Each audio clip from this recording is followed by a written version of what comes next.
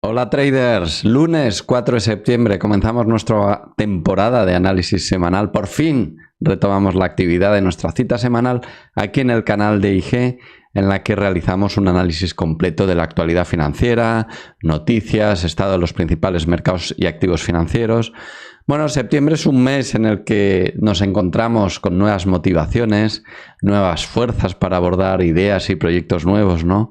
Pero recordar, como dijo Jim Rohn, uno de los primeros y más famosos oradores motivacionales del mundo, la motivación es lo que te hace empezar, pero el hábito es lo que te hace seguir.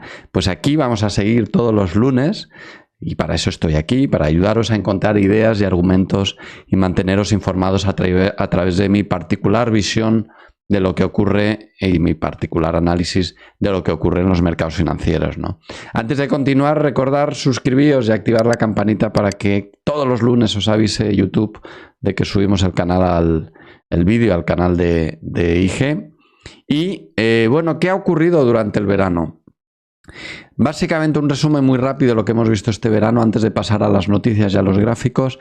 Hemos tenido corrección en los principales índices americanos y en Japón, y una corrección que parece estar finalizando en esos mercados, no así en Europa, que sigue lateral. El IBEX también sigue lateral después de unos intentos de romper el 9600.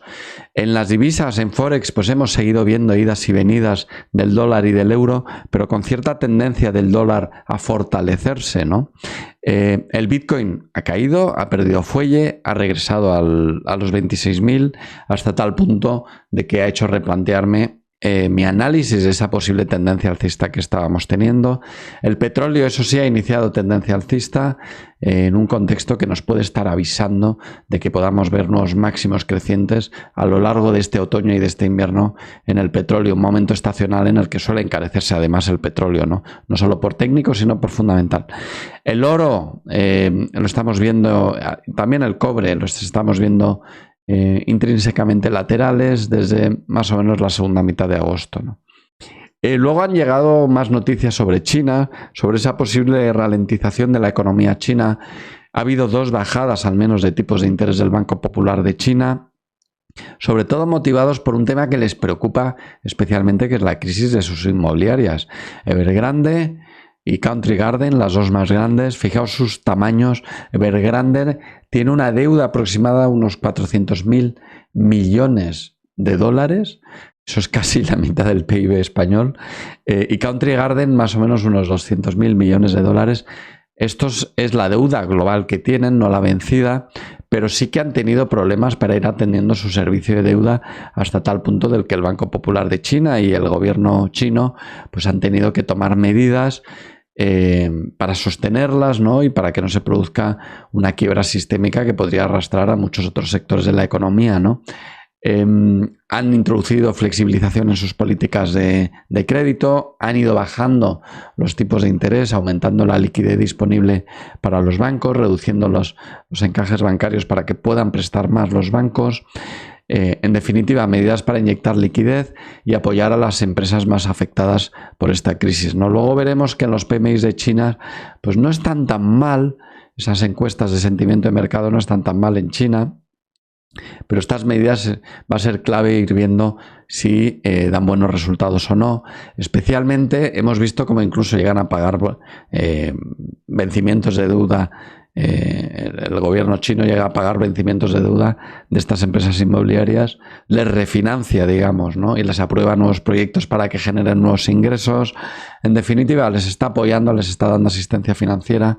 Veremos hasta qué punto eso afecta al resto de la economía china, pero recordemos que China es un país muy peculiar en el sentido de que no es una democracia al uso, ni siquiera al uso, no es ningún tipo de democracia, y por lo tanto pueden tomar medidas extraordinarias que en las economías occidentales pues nos podríamos plantear, ¿no?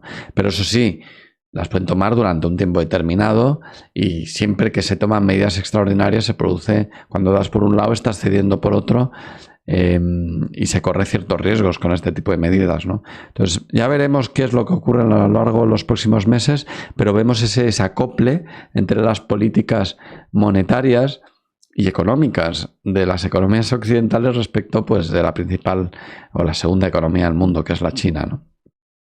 subidas de tipos de interés en Occidente, bajadas de tipos de interés en China, ¿no?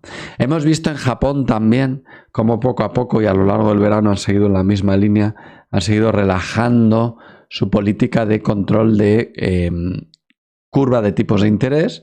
Sabíamos, llevan desde el 2016 aproximadamente controlando la tasa de interés del bono a 10 años. En un contexto en el que tienen tipos de interés negativos, pues estaban intentando que el bono a 10 años pues estuviera en torno al 10%. ¿Cómo hacían esto? Pues comprando y vendiendo bonos, interviniendo en el mercado de bonos, ¿no?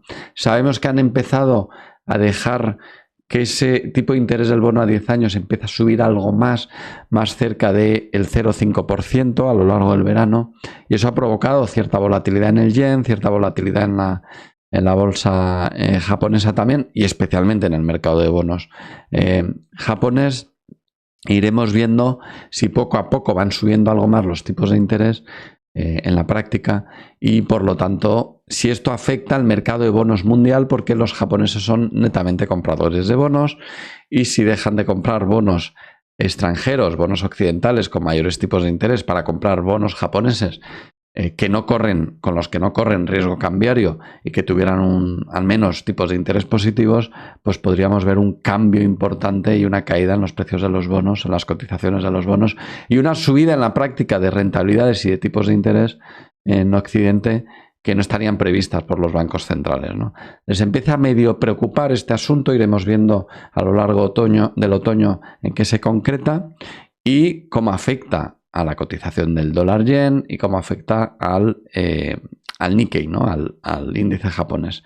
Vamos a comenzar ya con el calendario de noticias de la semana pasada para analizar qué es lo que ocurrió la semana pasada. Perdón, me gustaría comenzar con el M3, la oferta monetaria, ese agregado monetario M3 en Europa, que se publicó el día 28 y que sigue cayendo con fuerza. Fijaos que ya está por primera vez en negativo desde hace 13 años, ¿no? Puede ser un anticipo de que viene recesión, puede ser simplemente consecuencia de que se están apretando las tuercas a nivel de política monetaria, por lo tanto se reduce la liquidez del sistema, algo deseado y buscado para controlar la inflación, pero es cierto que al ser tan brusco podría provocar que salten los tornillos en algunas otras partes de la economía. De momento está aguantando bien. Podemos ver cómo los préstamos privados, también se publicaron ese día, siguen descendiendo. Estos son préstamos privados a particulares y a empresas, y podemos ver que ese frenazo sigue. Y bueno, tuvimos también la semana pasada el IPC en Alemania y en España. A destacar que en España comenzó a repuntar de nuevo el IPC.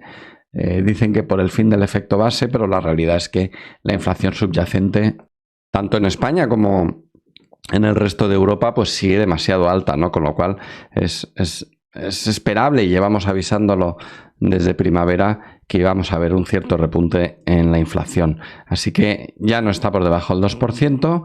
En algunos sectores de la economía incluso esa inflación se nota, y cualquiera que sea consumidor en España lo habrá notado este verano. Pues eso, a nivel de precios es mayor. ¿Y qué más tuvimos ese miércoles? Pues el PIB en Estados Unidos, el trimestral, se esperaba el 2,4%, que era el mismo dato del trimestre anterior, y sin embargo ha caído algo al 2,1%, pero en terreno positivo. Tuvimos 2 trimestres negativos a lo largo del año pasado, a final de primavera y verano, y este año llevamos ya 4 trimestres consecutivos en positivo, algo que junto con unos datos de empleo fuertes, sólidos, pues aleja algo el fantasma de la recesión, ¿no? PMIs manufactureros en China salieron el jueves muy cercanos al 50, y el de servicios cayendo, pero todavía por encima de 50. El IPC en Europa, el agregado en Europa, podemos ver cómo está el subyacente, core subyacente, sigue estancado por encima del 5%, y eso hace pues que la inflación total pues también se atasque, ¿no? Pues se consiguió desinflar la inflación, pero se ha quedado atascada ahí en torno al 5% en el agregado europeo. Las solicitudes de desempleo bajan en Estados Unidos. Todos los jueves salen los datos de empleo. Bueno, antes de eso, los datos de empleo en Europa siguen también fuertes. Fijaos, 3,4%, niveles históricamente bajos, por debajo del nivel del 2008-2007 incluso.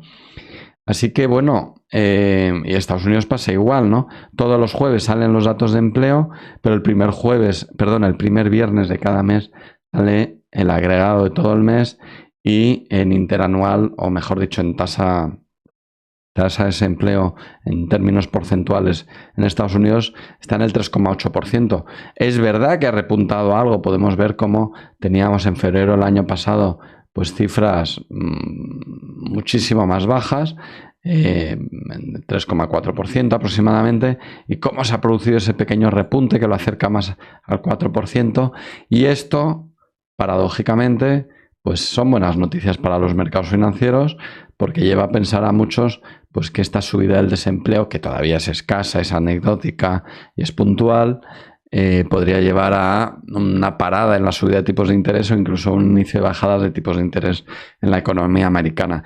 Todo el mundo va a estar pendiente en esta parte del año en ver si se produce ese pivote, esa parada en la subida de tipos de interés.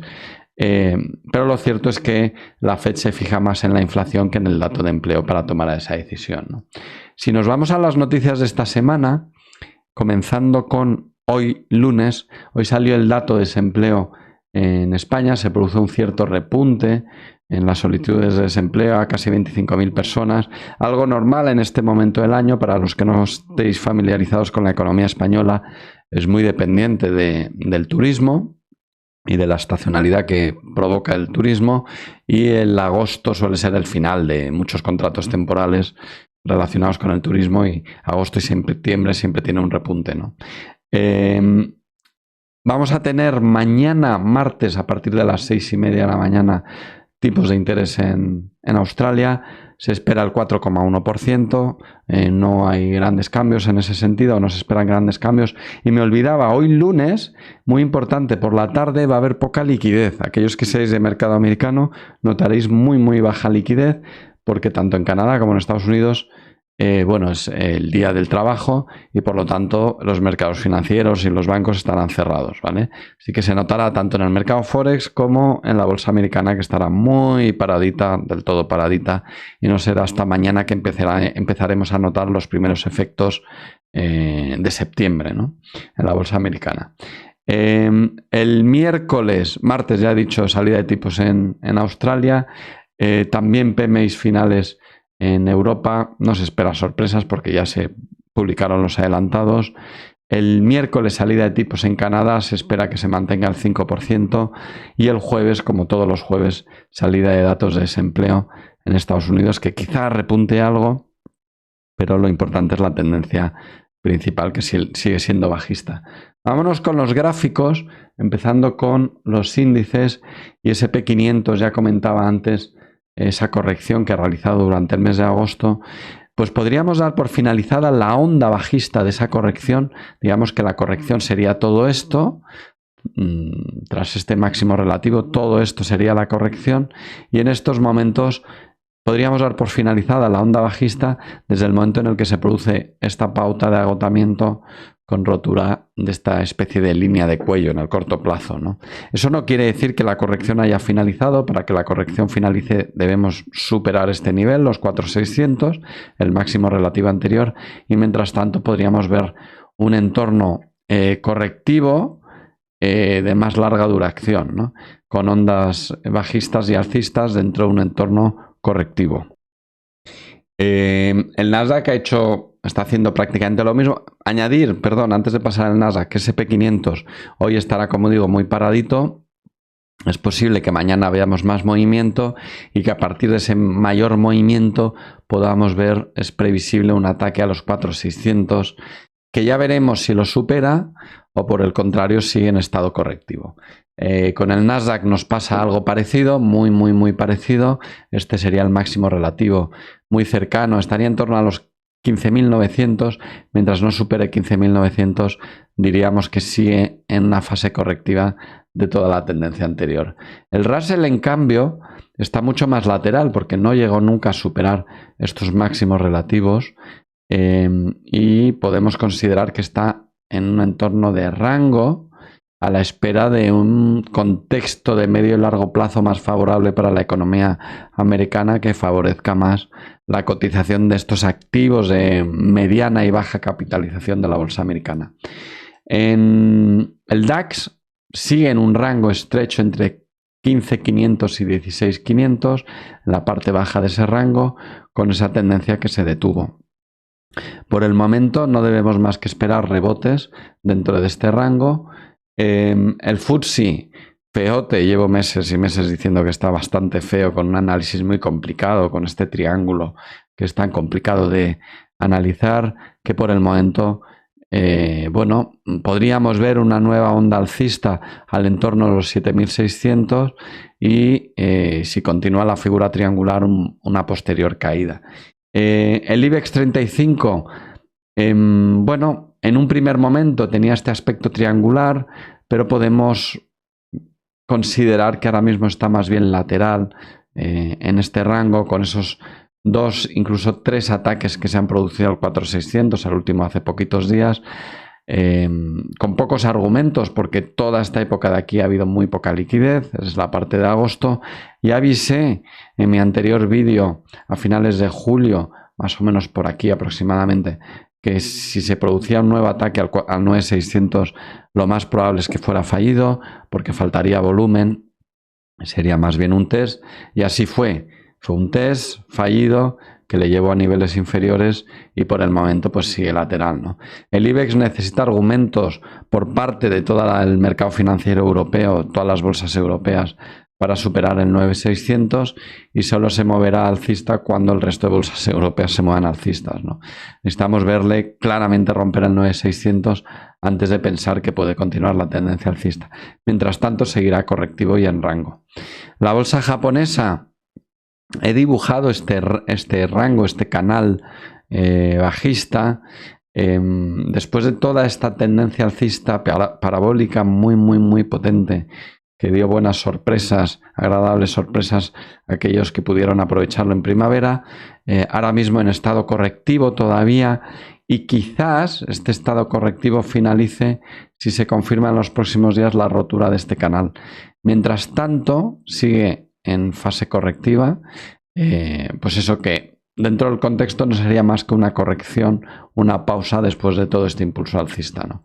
China con volatilidad, después de todas esas medidas que he anunciado, que he comentado, que realizaron a lo largo del verano, podemos ver esos movimientos volátiles, esos idas y venidas, pero sin dirección, sin argumentos, ¿no? Muy dubitativa la bolsa china. Vámonos con las divisas.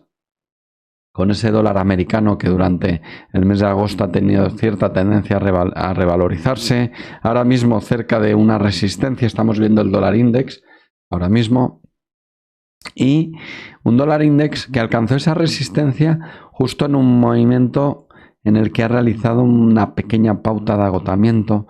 Atentos, muy atentos a este nivel de aquí, porque si lo rompiese, pues realizaría una caída por lo menos hasta este nivel aproximadamente. Se va a presentar esta resistencia que vamos a vigilar en los próximos días para ver si es capaz de superarla. El euro dólar justamente lo mismo, pero a la inversa. Pero he querido dibujarle, lo tenía dibujado como un rango lateral, he querido dibujarle ya este canal alcista, que yo creo que ahora mismo se está ajustando mejor técnicamente al aspecto que nos está dando el gráfico. Voy a reajustarlo un poquito. Quizás sería más correcto esto, porque podemos ver cómo los mínimos relativos pues de momento están siendo ascendentes. Si se supera este máximo relativo anterior, pues reforzaría esta idea de esta figura de canal alcista, y si eso fuera así, si se superara este máximo anterior, pues podríamos estar pensando eso en un trading de rangos, en gráficos diarios, en este rango alcista, ¿no? Libra dólar totalmente lateral, parado en el último mes, y dólar yen con una particularidad, y es que retomó esta tendencia alcista desde el momento en el que superó este máximo relativo anterior, pero mucha precaución, porque aunque técnicamente nos está dando esta tendencia alcista, primero estamos viendo cierto parón en la cotización, en la acción del precio aquí, y segundo, habrá que ver hasta qué punto esa desintervención o suave desintervención en el mercado de bonos japonés, el mercado sobre todo de bonos de 10 años, puede llegar a afectar a la curva de tipos de interés de Japón y por lo tanto al yen. Si el yen se revalorizase como consecuencia de que empiezan a subir los tipos de interés en la práctica en Japón, podríamos ver cómo el yen se revaloriza y por lo tanto presenta cierta resistencia a continuar con la tendencia alcista, ¿no? Recordar que el dólar yen cuando sube es porque se revaloriza el dólar y cuando baja es porque se revaloriza el yen, siempre en términos de dólar yen. Por lo tanto, aunque técnicamente estamos viendo máximos crecientes y mínimos crecientes, precaución, mucha precaución. Se puede producir episodios de volatilidad que rompan, voy a acercar un poquito para que lo veáis mejor, que rompan el máximo anterior, como en este caso, y produzcan ciertas roturas, falsas roturas temporales. Así que por el momento precaución, si vais a buscar un movimiento alcista, que sea después de una rotura muchísimo más clara y a poder ser incluso de un retroceso con posterioridad a esa rotura. Vámonos con las criptos. Un Bitcoin, ya comentaba en mi introducción, que ha perdido el aspecto de tendencia alcista y desde el momento, de hecho he redibujado mi gráfico para plantear más la idea técnica de un rango entre los 32.000 aproximadamente y los 25.000 aproximadamente, ¿vale? Desde el momento en que superó este nivel de aquí, en el pasado, en primavera, febrero, marzo aproximadamente, yo consideraba que estaba en tendencia alcista y fuimos viendo cómo fue realizando máximos crecientes. Sin embargo, esta caída de aquí que se ha producido durante el verano, brusca, como suele ocurrir en el Bitcoin, que le puede llevar a realizar grandes cambios de nivel en muy pocas horas y luego estarse muchos días en torno a un nivel, ¿no? Es lo que hace que sea un activo tan difícil de tradear y con el que hay que tener mucha precaución en la gestión del riesgo, pero actualmente creo que se ajusta mucho mejor un análisis técnico basado en un rango. Así que lo he redibujado y lo iré analizando como si fuera un rango y se encuentra en la parte inferior de ese rango, ¿no? Vámonos con las materias primas. Un crudo que está en tendencia alcista en un momento del año en el que podría estacionalmente, este tipo de materias primas son muy estacionales porque están asociadas al consumo de energía en los países desarrollados y por lo tanto a sus inviernos, ¿no?